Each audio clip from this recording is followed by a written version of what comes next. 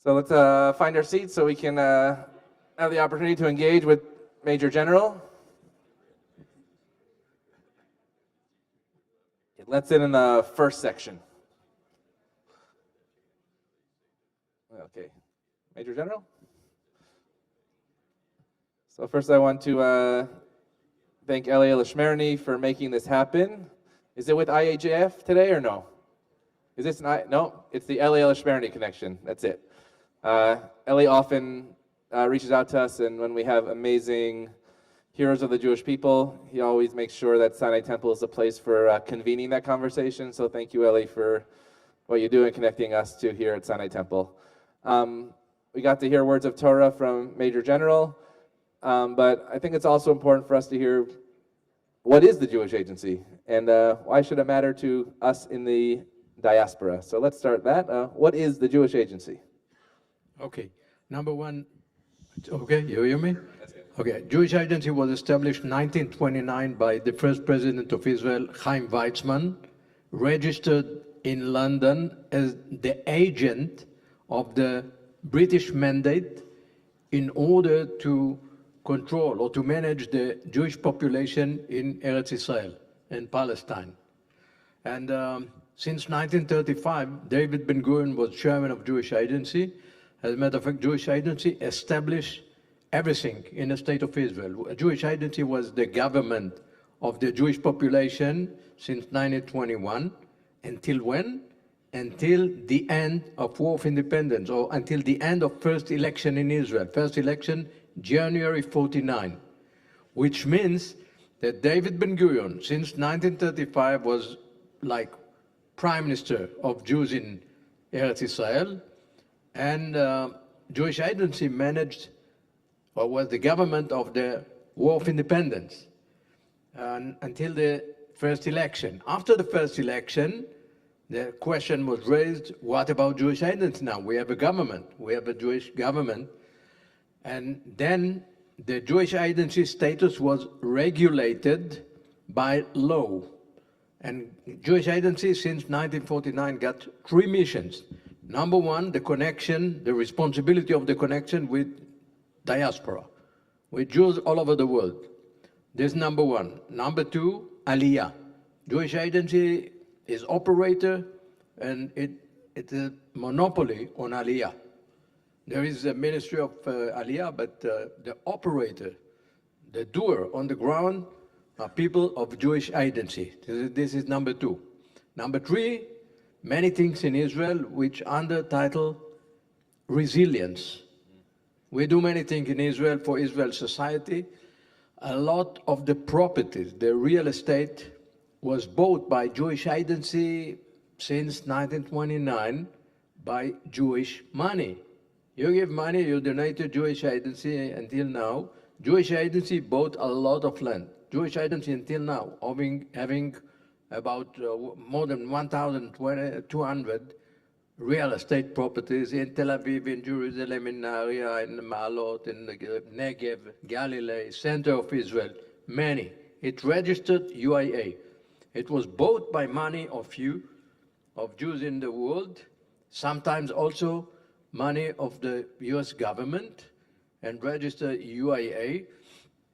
Many times when there is conflict in respect of real estate, the mayor of, it may be Netanya, Hedera, whatever, it comes to me, let's solve it. There is a judicial issue in respect of property. Jewish Agency operate 107 companies, and we do many things, like building houses in Israel. We have Amigur is a company. Right now we build 1,000 houses, expansion of kibbutzim in Gaza envelope. So 20 kibbutzim, new 50 houses each one. The builder is a Jewish Agency. Was that a project after October 7th, or was that planned even before? This is in the wake of October 7th. It's a decision that the Israeli government does the guarantee, and we are the doer. We take a loan, as a matter of fact, 1 billion shekel. The government give a guarantee. And are you seeing people that now want to move who had never lived in the OTEF Gaza envelope before they want to move there now. That's right. So from this reason, we, the Jewish Agency, one of the most important mission of Jewish Agency to bring many olim, because many members of kibbutzim, of course, many were killed, many were unable, but due to trauma, unable to return. I don't know if you're aware, but kibbutz Kfar Aza, for instance, is a ghost kibbutz. They didn't return yet. They are in kibbutz Ruchama, a mid-station. Be'eri, the same. They are in kibbutz Chatzerim. Maybe next year they will return. So kibbutz Be'eri is still empty. It's a ghost kibbutz. But we need many people to come and fill the line. So in this respect, we encourage the young generation. We build also in Gaza envelope a youth village named Ibim. Every year we expect 600 youngsters to live for 1 year. From outside of Israel or from Israel going there? Most of them Olims, about 70% Olim, and 30% would be Israelis like Garin Nachal, soldiers and programs like Masa Taglit, Birthright. So we'll be together, integration of Olim and Israelis, but most of the members of Ibim village will be Olim, 70% Olim. And in this 1 year, they're going to work in the Gaza envelope, in the industry, agriculture, health, and also study in Sapir College, get a first degree. And we believe, we assume that many would stay in Israel. Masa program, for instance, which is also a program of Jewish Agency, bring to Israel families and youngsters from 23 to about 35. And we bring them according to about 200 different programs, like Masa doctors. We bring doctors, they work in a hospital in Israel, and after 1 year working in Israel, many stay, many decide to stay. About 30% from Masa program stay in Israel. So which is very important. We are Masa high-tech, Masa cyber, Masa educators. No Masa rabbis yet. Not yet. Okay, I'll stay here for a little. Maybe. Good idea. I'm going to talk about the diaspora because you said it's the Jewish Agency's responsibility to help us, but also how do we help you? I'm not an Israeli citizen. I didn't serve in the IDF. I have many family members that did make Aliyah. And so maybe you can talk about the diaspora, because the film tomorrow is from October 6th to October 7th. What, in your opinion, in the Jewish Agency's opinion, what have been the changes in diaspora from the Jewish Agency that you have seen from October 6th to October 8th? Number one, the distinction that there are two kinds of Jews, the Israelis and the other. I don't get it. There's one Jewish people. Thank you. And more than that, the state of Israel is a state of all the Jews in the world. It doesn't matter if you live in Israel or not. This is the only Jewish state in the world, and you are partners. You are partners. You may be partnered by the prayer, by the willing for a better hope, a better future for the state of Israel. You are partners. The Jews, we owe every Jew in the world for the establishment of the state of Israel. I don't know how much you're aware, but for funding the War of Independence, only 600,000 were in Israel in 1948. Here in the United States were 5 million. And we won the war, but we couldn't win the war of independence. My parent generation, I born 51, right? My parent generation couldn't win without the money that was raised here.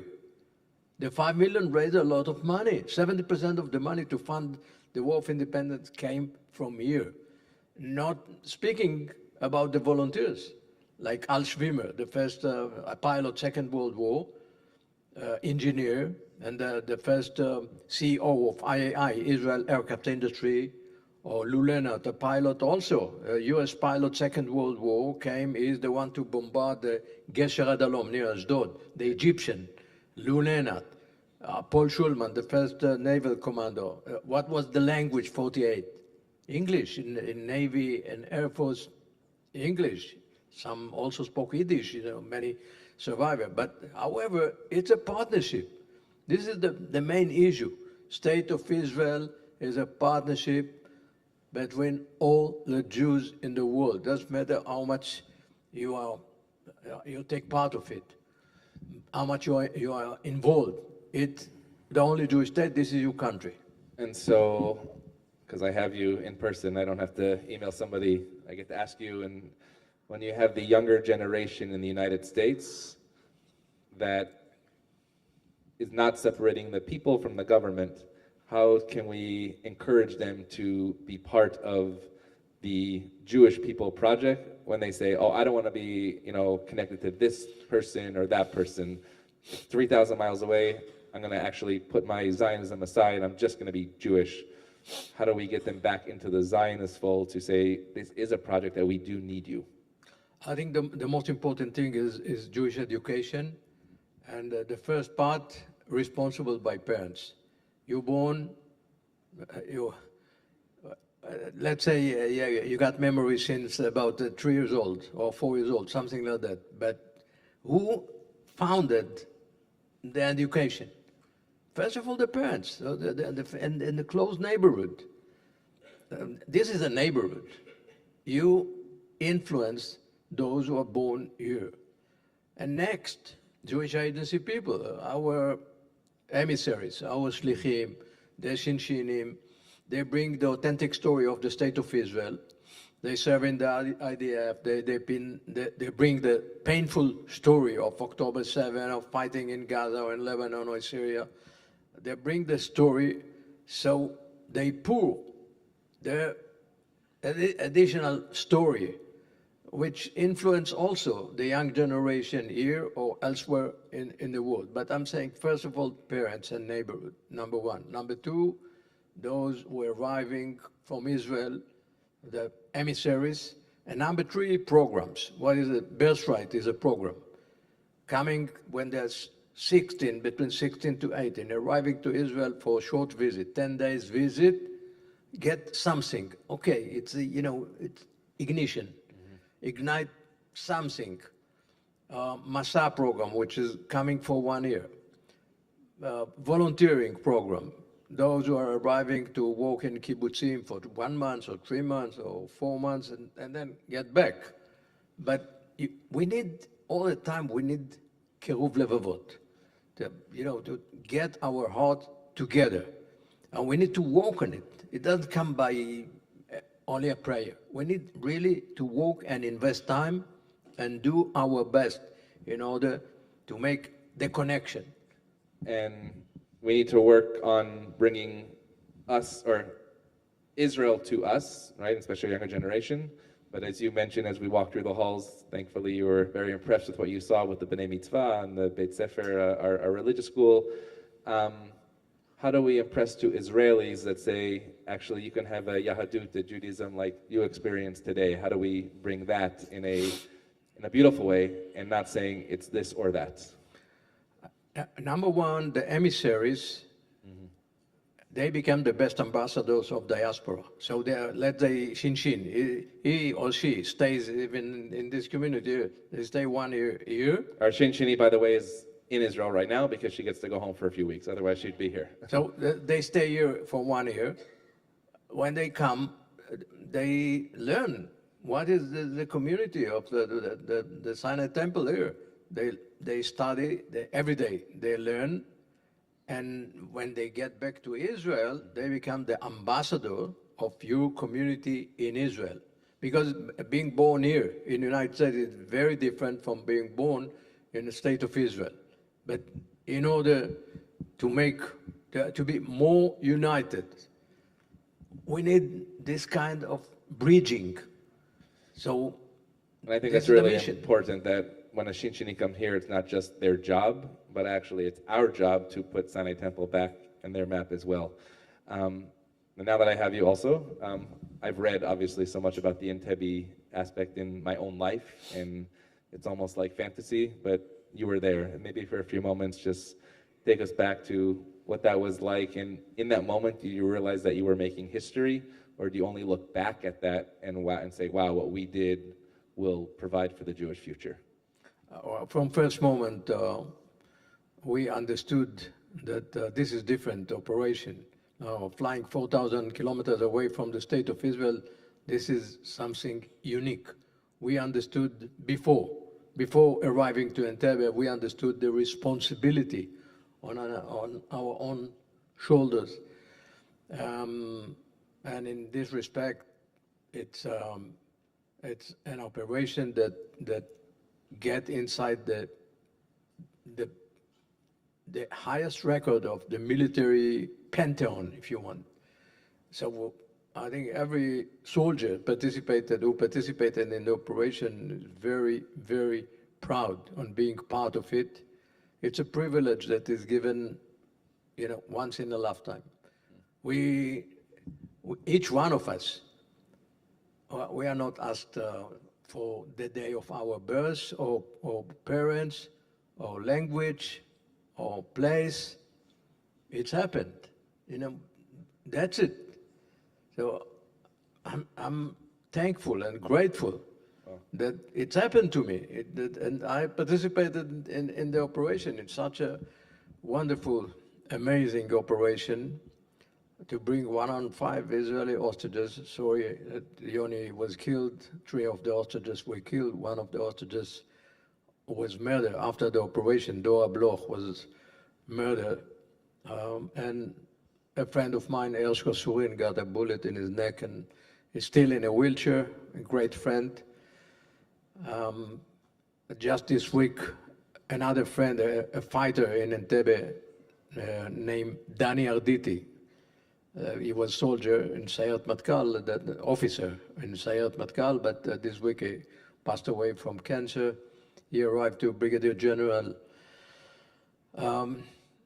This year we count 50 to the raid to Entebbe, July 4. As a matter of fact, we took off from Israel July 3rd. And to be accurate, we landed 11 p.m. sharp, July 3rd. 53 minutes on the ground. We killed 7 terrorists and about 30 Ugandan guards. Took off, arrived to Israel back on Sunday, July 4, which was also the 200th anniversary of the United States. Said it was 53 minutes on the ground? We interrupted the 200th anniversary of the United States. Said it was 53 minutes on the ground? 53 minutes on the ground, but the battle itself was about 2 minutes, that's all. Wow. Since the engagement, since the fighting started, in the first 2 minutes, the 7 terrorists were killed, and about 30 Ugandan guards were killed, and that's it. But all together, 53 minutes on the ground. And we're in the Winter Olympics right now. The next Summer Olympics will be here in Los Angeles. Maybe if you can also share what that was like, taking part of the operation to bring to justice the murderers and the terrorists for those who killed the Israeli Olympians in Munich. This is also another famous operation. I was also privileged to be ordered by Golda Meir, the Prime Minister of Israel, at that time, to tell us, you go and hunt down and kill all of them. And I led the first operation in Tripoli, arriving from the sea, evacuated in air by helicopters, killing my force. And I led it as number 1, killing 18 in close distance fighting from 1 meter, 2 meters. When the battle, also a short battle, we succeeded surprising them, but they fought. In this operation, I took 2 Kalashnikov from terrorists who aimed to kill me from closer than this distance, and I gave one of the Kalashnikov while flying back to Israel to my commander. His name Uzi Airi, Colonel Uzi Airi. Later, 1974, Uzi Airi was killed in Tel Aviv, in Savoy Hotel. Oh. Terrorists came from the sea, took over the Savoy Hotel. There was operation of Sayeret Matkal, and we lost 1, Colonel Uzi Airi. He was killed holding the Kalashnikov that I gave him as a present. Wow. From one of the terrorists that I killed in Tripoli. However, again, it's, in my generation, the special forces, when you got operation, everyone want to participate. One of the main question, who is taken? You know, I brought, the moment I got telephone call telling me on Entebbe, for instance, bring your unit to that and that place. No one said, for what? Only one person knew for what. This is my mom. Your mom? My mom. And why is that? Unbelievable. My mom. I came, 2 days before the operation, July 1st, 1976, I came home. Didi was there. We were friends and waiting for me for a weekend. The moment I opened the door, my mom saying, my dear son, you're going to fly to Entebbe. Mom, what are you speaking? She said, I know the atmosphere. You see this paper? All these people calling for you. Sit down and answer them. She knew. Wow. And so she was the first to announce me, you're going to fly to Entebbe. However, it's a chance. So I'm saying I'm privileged to be born and to be taken and to stay alive, by the way. You can't believe Didi is here, my wife, how many times we hug, and she knew tonight I'm going behind enemy lines, maybe tomorrow she continues without me. Wow. And I'm in one piece, and I lost many along the way. Thank you. So, because I don't think everybody knows the story of your own family, especially in Haifa, and that you lost many relatives. You alluded to that, but I think that story is important to share today, of what it looks like to not just here be alive, but also to lose not just best friends, but also loved ones within terror. So the terror incident in Haifa with your family, and not many people know that story here. When you lost the family in the Haifa restaurant. How many people knew when? Not here, the story of losing your family in the Okay. restaurant. I was announced also by my mom. I was here in Los Angeles. Really? Wow. I was here. That was the day before Yom Kippur, 2003. 23. I was here in Los Angeles, and then my mom called me. There was bombing in Maxim restaurant in Haifa. Zevik was killed. Uti was killed. Moshik was killed. She said, he's killed. And the two grandsons, Asaf and Tomer. By the way, yesterday night I met with Doron Almog, a family member. He was 10 years old, now he's 32. A lot of his time he is here because his girlfriend is here. It's a good reason to be here. Yeah, but he was 10 years old. Wow. He's blind. He's amazing. You should invite Doron Almog to speak maybe next Saturday, to speak in your community. He's blind. And he was 10 years old, lost his sight, lost his father, lost his grandpa, grandma, lost his brother. And he graduated the Reali School in Haifa, an excellent student. When he was 18, he joined Sayeret Matkal as blind soldier for intelligence. Just yesterday I spoke with him. He said about something. And then he answered me and said, you forget, I'm intelligent. But he's brilliant. It's amazing what power he got. 2 days ago, Didi, my wife, wanted to do shopping in Marshall, here in Los Angeles. Marshalls? The we have other nine places Marshall. too. We have other places too. Yeah, okay, to buy shirts, trousers, that and that and that for the grandchildren, women things. And then Oran said, I want to join with you. But my girlfriend wants to sleep. And where are you? Said Marshall. Okay, I'm coming. He has no dog, he has no stick, he's blind. Okay. He get taxi. And before, I don't know how he does. WhatsApp, for instance. He gets a special application to do WhatsApp. So he wrote me by WhatsApp, I'm closer, 2 minutes from the entrance of CVS. It's 100 meters from the place you are now. Okay, I moved to the entrance of the CVS near the Marshall, and he arrived, and I met him. But you think how much courage, he's blind, he's alone. He get on taxi, driving about 30 kilometers, find me at night, 9 p.m. Wow.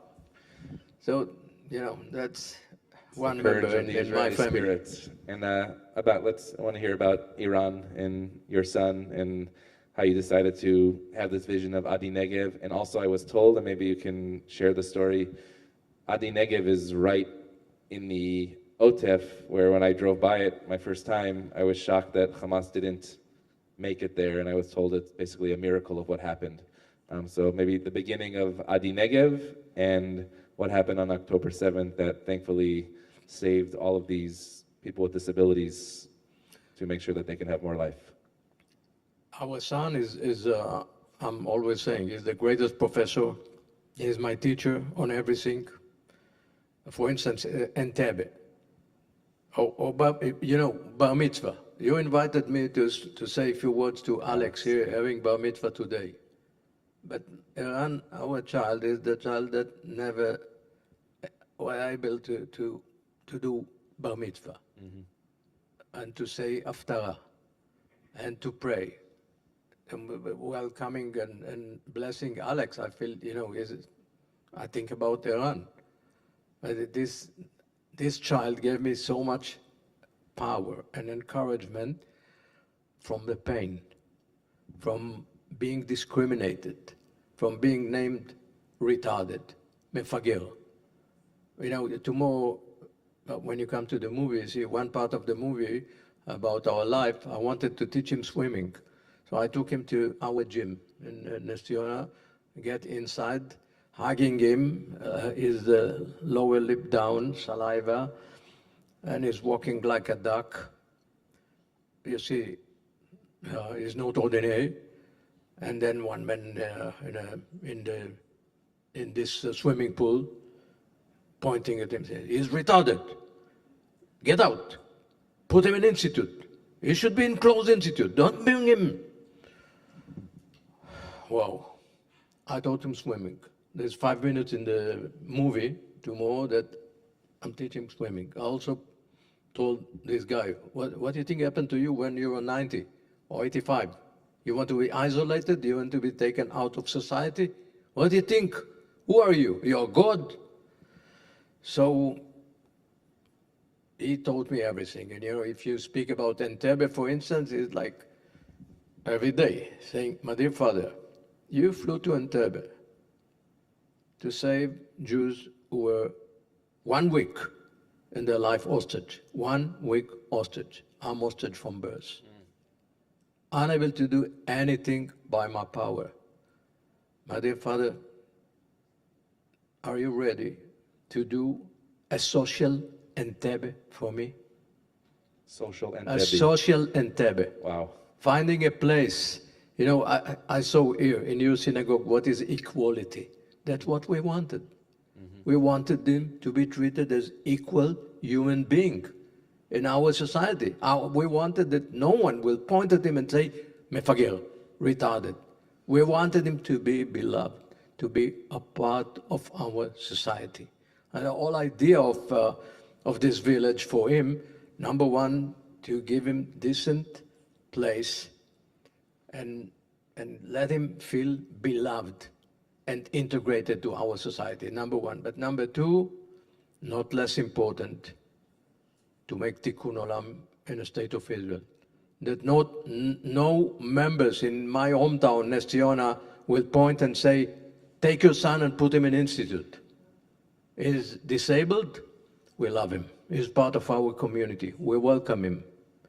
So the reason for building this village, amazing village, by a model of, we name it, social community center. What does mean social community center? it's integrating severely disabled like him with soldiers, with ordinary people, all of a sudden having brain stroke, road accident, or some other curse or disease.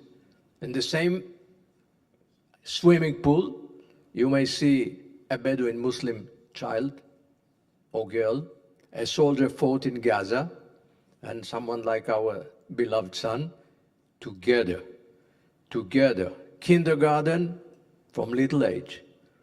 We have 8 kindergarten, where children from age 1 together with ordinary and those who are lucky to be born healthy are educated to assist the disabled.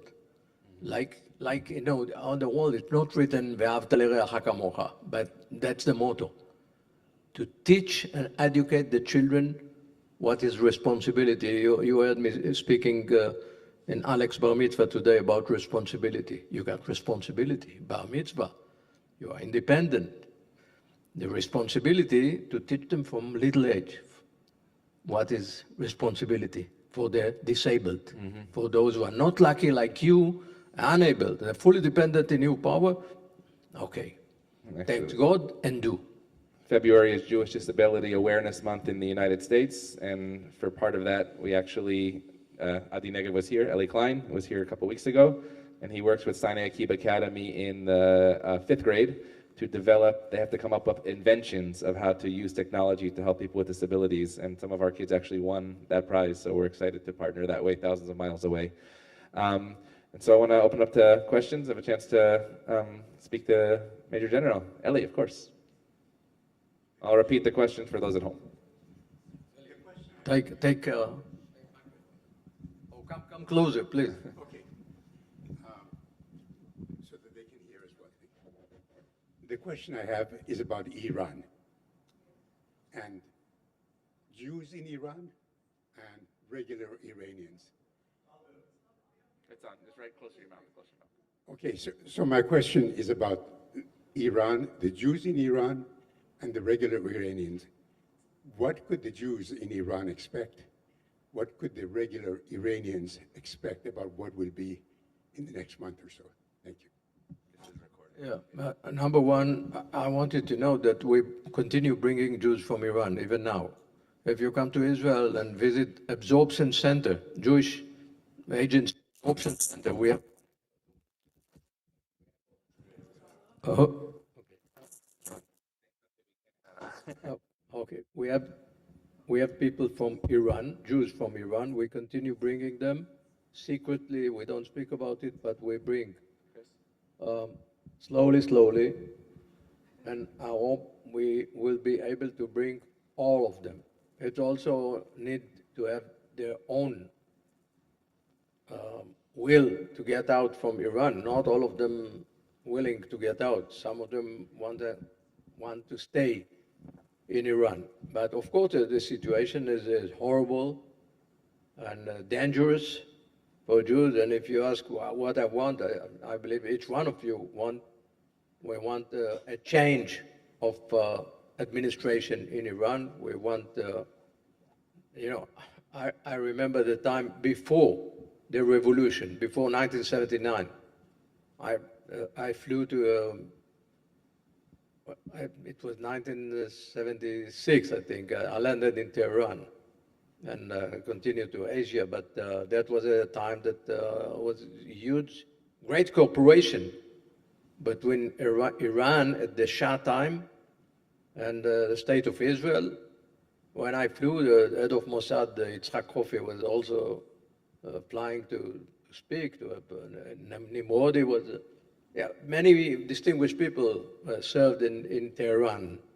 So I hope that we'll return to a good days, having maybe peace between the Iranian people, which the Iranian people deserve much better future, not the Ayatollah administration. So I hope at the end of this operation right now with the United States, Israel, will be a change of administration and maybe much better administration. I don't know how it may happen, but I pray. There is chance. There is right now, there is greater chance because the United States is pushing, forcing, trying to deter. President Trump speaking about negotiation, tough negotiation. Yeah, you can't understand every day what's going to happen. And but you look at the reality. So the siege over Iran is growing every day. More U.S. forces, more carriers, more soldiers are ready to operate. Of course, the Israelis, the IDF, you hear about the Commander of Central Command arriving to Israel and for more coordination. And so I don't know how it will be ending, but I know what is my desire. Mm-hmm. Anybody else? Yeah, Ella. It's such an honor to meet you. Through different trips to Israel, I've been privy. I think I can do that. No, but I can't hear. I'm deaf. With hearing devices, I'll hear. First, I want to say it's such an honor to meet you. Through different trips and my professional life, I've been privy to the work of Jewish Agency, and thank you for everything that you're doing. I'd like to understand a little bit the connection between Jewish Agency, the government of Israel, the role that JNF plays. How does all of this come together as question number one? And question number two is, does Jewish Agency have any involvement in recovery since October 7th? Okay. Number one, the relationship between Jewish Agency and the Israeli government. The budget of Jewish Agency, 2/3 of the budget, most of the budget comes from diaspora. Most of the Jewish Agency is NGO. It's the biggest NGO of Jewish people, and 2/3 of the money arriving from Jews all over the world. This is number one. The 1/3 budget comes from Israeli government. For what? For matching or to some operation. For instance, Aliyah. I spoke about Aliyah. So, yes, some funding comes from Israel government. Education, we have a pre-military program in Israel, 19 pre-military program. So some funding arrives from the government, from Education Ministry, also from Ministry of Defense in Israel. Because we speak about 17, 18 years old, later many of them goes to military. So some of the funding comes from Ministry of Education. So government of Israel participating in 1/3 of our budget. What are the numbers? The Jewish Agency budget right now is about $700 million. So about 1/3 comes from the government. When I started, it was about 300, right? We jumped because of Jews all over the world donating more money. So this in respect of the cooperation with the Israeli government, in respect of trauma and if we treat, yes, we have programs, many programs to support people in Israel, like Victims of Terror Fund, where support the families who are victims of terror. Is that the same fund from the Federation, Victim of Terror Fund? Also from you, yes. Yeah, so on October 7th, literally that morning, October 7th, that was the fund that we asked people to donate to. So yeah, connected. so we do many operations for the victims, for the soldiers, for the reservists. We did Atzmaim Nikim, which is a special foundation for soldiers who jumped to fight for the state of Israel, left their home, their family, their children. Many were killed also, but we support the families. We support them. We give a grant. Sometimes also we give a loan for small business support. We do many things in Israel for small business support in respect of north of Israel and south of Israel.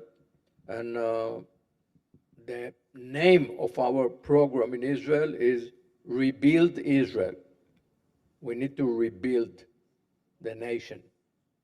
Honestly, October 7 was a huge failure, and we are broken. We are painful. We got grief and sorrow and misery, and we need to rebuild ourselves. And we need a period of rehabilitation. So right now, Jewish Identity focus on rebuild Israel, mainly south and north, and bring most of the Olim to the south and north and strengthen the communities. For instance, Kiryat Shmona, a town in north of Israel. Before the war, there were 24,000 residents in Kiryat Shmona, now only 12,000. Wow. 50%. We need more. We need to encourage. It's not easy. No need to tell you that in order to persuade people to live like Abraham Avinu, leave your land, leave your family, come and live in other places. You got language problem, occupation, standard of living. Israel is very expensive on everything and also dangerous. So, but we do. We give incentive, create incentive together with you to persuade mainly the young generation to come to Israel for visit, for programs, for short period, limited period, whatever, but need to do. Time for one more question. So I want to encourage everyone to, Mirzad, yes. Yep, so I'm going to encourage everybody. I'm not going to say it online. Maybe in a moment we'll turn off the cameras and we can announce where the location will be. Where is the movie? But when offline, we'll announce it in just a moment. We hope that you will join. Danielle, maybe do you want to share details about tomorrow? Yes. Okay, great. So tomorrow, the special screening, the first inaugural U.S. screening of the movie that follows the life of Doron from October 6, 1973 to October 7, 2023 is being screened at 5 p.m. And it's on Wilshire Boulevard at the Fine Arts Theater in Beverly Hills. And I'm happy to send Rabbi Sherman the link to book your tickets. So please do. Please join us. Again, we want to thank Major General Doron Almog for, number one, being here at Sinai Temple, for all the work that you are, and we hope to continue that work with you. We wish everybody a Shabbat Shalom. Thank you. Just to say thank you, all of you, and thank my staff, Danielle, Michelle, sitting there. Thank you so much, and Shabbat Shalom.